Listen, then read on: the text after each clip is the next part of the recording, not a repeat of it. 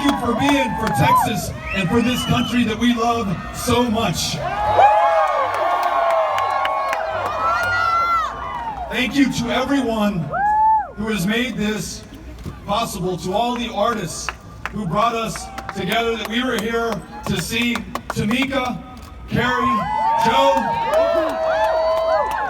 Ladies and gentlemen, how about Leon Bridges?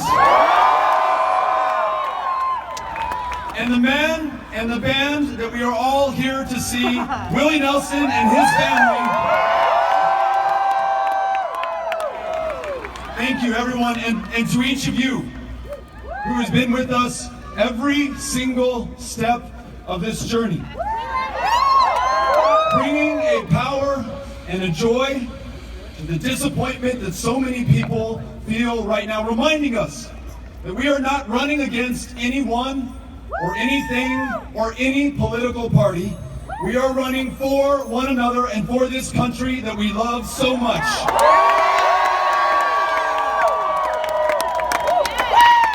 This is a campaign for the future, because the people of the future, our kids and our grandkids, are depending on what we do at this moment. Let tonight be a message to the future. Let them know who we are, what we believe in, and what we are willing to do to accomplish our goals. Let them know that we believe in this country. Let them know that we believe that we can come together and do great things for this country. And let them know that we believe that Texas can lead the way.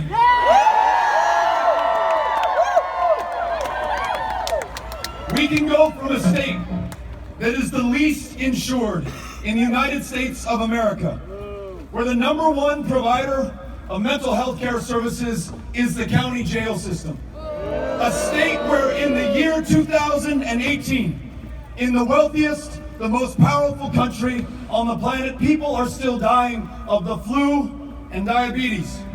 Parents with medically complex and expensive to care for kids know that if we do not act, those protections for their children's pre-existing conditions will be taken away. What if we decided that against that, we don't just stop the bad stuff from happening, but we lead this country on guaranteed, high-quality, universal health care?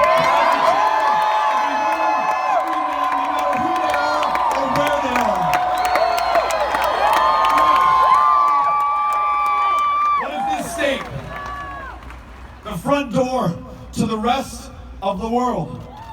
A people who bore witness to children taken from their parents, parents who fled the deadliest, the most violent countries in the hemisphere, seeking asylum and refuge in this country of asylum seekers and refugees, but instead of finding safety or salvation for those children for whom they risked their very lives, they found their worst nightmare. That child taken from them by force if necessary. In some cases torn from the very breasts of those mothers who traveled 2,000 miles by foot. If they were lucky, atop a train known as La Bestia or the Beast, to come here to this country. What if we used our experience and what we saw as a motivation to ensure that every child, and there are hundreds today who have not seen their parents for months, is reunited with every single one of their parents? This pride of place as one of the most diverse states in the United States of America, as a position from which to lead, to ensure that we free dreamers from the fear of deportation by making them U.S. citizens.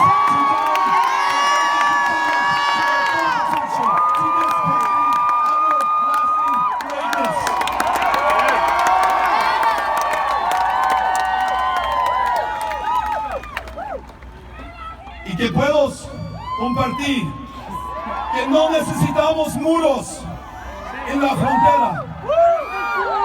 Si queremos asegurar nuestras comunidades, nuestro estado, nuestro país, necesitamos tratar cada humano con respeto y dignidad. Aquí, en este país,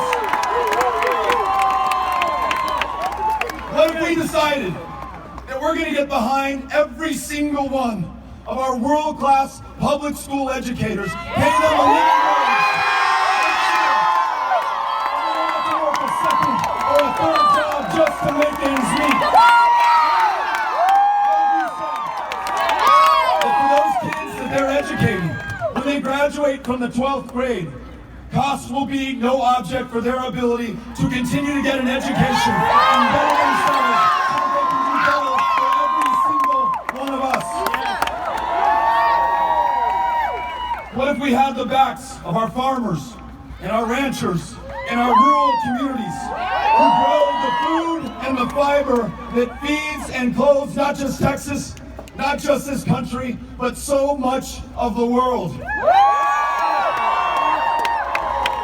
What if we decided that every brave woman and man who has put their life on the line for this country, who is serving in the wars that we ask them to fight, that when they come back to this country, we make sure that without delay, they get access to that care that can save their lives,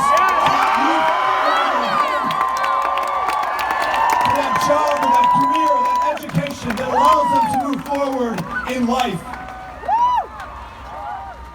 And what if, for those women and men serving tonight in Afghanistan, in Iraq, in Syria, in Libya, in Yemen, in Somalia, in Niger, what if we made this commitment that we will not start another war, nor will we renew the wars we are in, unless we can define victory, the strategy, and why it is that we ask our fellow Americans to put their lives on the line and to take the lives of others.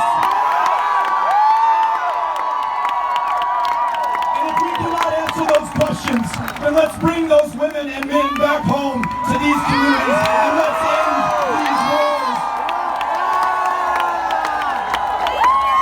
And for the wars that we are fighting within this country, a war on drugs, which has become a war on people, and some people more than other people. This country, the largest prison population per capita on the face of the planet, disproportionately comprised of people of color.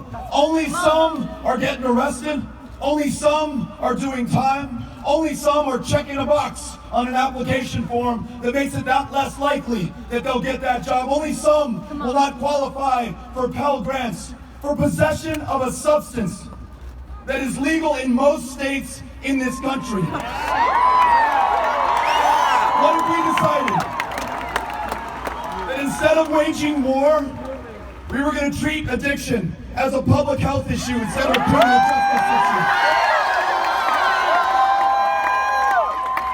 That those pharmaceutical corporations that pushed opioids on the American public and said it would not be addictive are held accountable, and that we have justice for everyone, even the most powerful, even the wealthiest, even those corporations with their political action committees.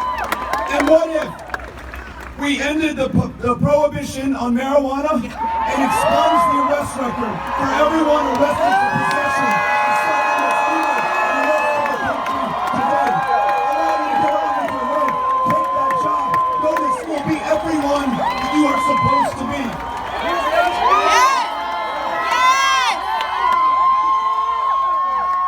Whatever challenge we face, whatever brought you out here tonight, if it's knowing that Texas understands climate change through the natural disasters that we've seen, you didn't have to live through Harvey and 58 inches of rain, which is the landfall record for recorded time in the continental United States, to know that the climate is changing and that we are causing it. You don't have to live in the Panhandle or North Texas or West Texas and listen to those farmers and ranchers who are going into yet another drought after having just emerged from 5 years straight of drought, to know that these droughts will become more frequent, more profound, more severe, make it harder on those farmers and ranchers who already have a hard life, threaten our ability to feed and to clothe ourselves, or even live in those places where human beings are today. I'm confident, and given what we know and what we've experienced, Texas can lead the way on stopping global warming so it doesn't warm another 2 degrees Celsius, we lose this planet for human life forever. In this state, where by law, it is okay to fire someone because they're gay. In this state, with 30,000 kids in the foster care system, a foster care system so under-resourced that recently kids were sleeping on top of or underneath the